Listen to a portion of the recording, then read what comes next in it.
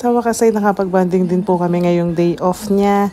Nag-road trip po kami. Nagpunta po kami sa tabi, nagpakarga kami ng gasolina. After magkarga ng gasolina, umuwi na rin po kami. Kaya literal na road trip dahil sa road kami nag-bonding.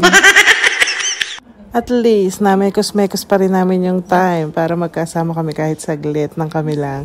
Oh, wow! Pagdating naman dito sa bahay, magluluto naman siya ng dinner ng mga bata. So, tinulungan siya ni Lian. Si Lian ang naglalagay ng breadcrumbs. Ang recipe nila ngayon ay yung chicken na naka-roll na may palaman sa loob. Ano nga tawag doon? Comment down below nga kung ano tawag doon. May palaman sa loob na may keso, may hotdog. Pero ang nilagay nilang palaman dyan ay yung keso lang at garlic na fresh. After nilalagay ng breadcrumbs, nilagay muna sa freezer ng 1 hour. And then after 1 hour, bumaba na si Jay para magprito. Doon namin sa baba pinrito.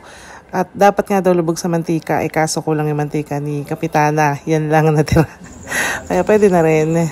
So, ayan nga yung finished product. Next naman ay yung sauce. Gumawa siya ng sauce. Hindi ko alam kung paano niya yung ginawa. Kasi ayaw niyang magpa-video. Pagbalik ko kasi na ayan na, kumukulo na. So, ayan na nga, nahiwa na rin niya yan, yung niluto kanina. And then, nung maluto yung sauce, charan! Ayan na po. At ready to eat na nga. Rice na lang ang kulang. Ano guys, okay ba lasa ng niluto ko? Okay? Okay lasa? Ano kaya Rex? Okay lang. Bukas pagluluto ko ulit kayo.